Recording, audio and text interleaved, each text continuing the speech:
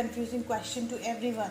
Everyone asks me what is Purusha, what is Prakriti, and we already studied a lot about yoga. We had a lot of courses, and in many courses, this concept comes about Purusha and Prakriti, and somehow it's as simple as you think and as complex as you think. So here are we are like I am elaborating you if you can really understand it what it is, which I myself understand it. So actually basically Sankhya and the classical yoga and the Yoga Sutra are dualistic philosophies.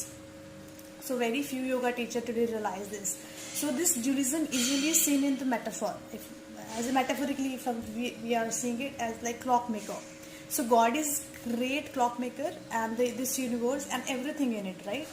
In His wondrous invention, the clock.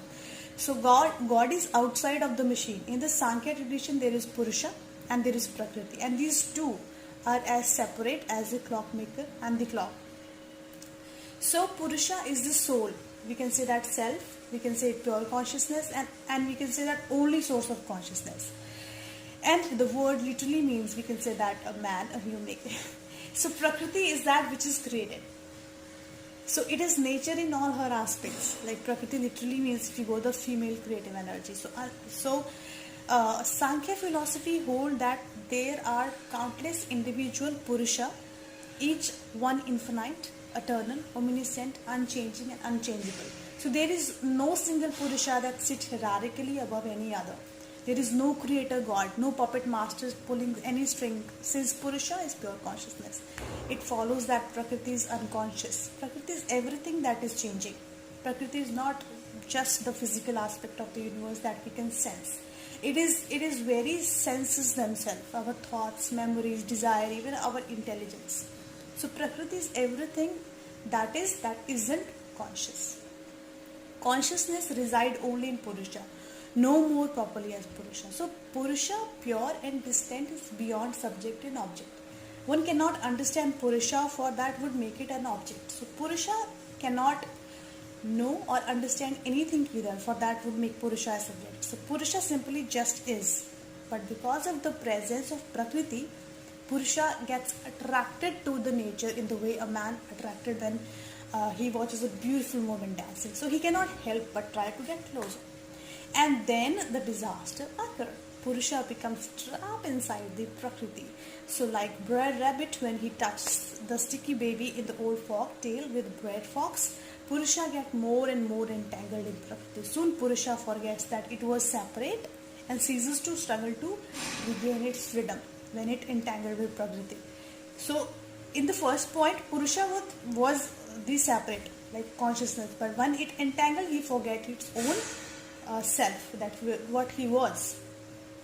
So the union of Purusha and Prakriti was a horrible mistake. This unfortunate marriage should never have happened. So the only remedy, a fast and true divorce. Like Brer Rabbit, the only way to be freed from the sticky baby is to be thrown into the Brer Patch, where we can scrap off Prakriti and finally free ourselves. So the Brer Patch is the practice of yoga. So by yoga, we can just scratch down ourselves from the Prakriti, entangled ourselves from the Prakriti, and we just lead towards the pure consciousness, which is the final stage. So Sankhya and classical yoga are not about union. The yoga of the Yoga Sutra is about getting a divorce as quickly as possible. If you do not follow it now, you will come back again and again, suffering countless new lives until you finally get divorce or free at last. So if we can say that we have to go through the 84 reincarnation to become a human being. So we have to countlessly come again and again and for the many many forms and for many lives. So if we want a pure consciousness, if we don't want if we want a moksha, so we finally perform and do some yoga practices, meditation and pranayama, so that we can attain the Purusha. So Purusha is easy to comprehend. We all seem to have an intuitive understanding of the concept of soul, of consciousness. Even we cannot describe it exactly, but Prakriti is a bit more like foreign. So in Prakriti there are other three gunas comes, and with the three gunas there is other things also come. The ahankara, ego comes. There are other more like we can say that branches of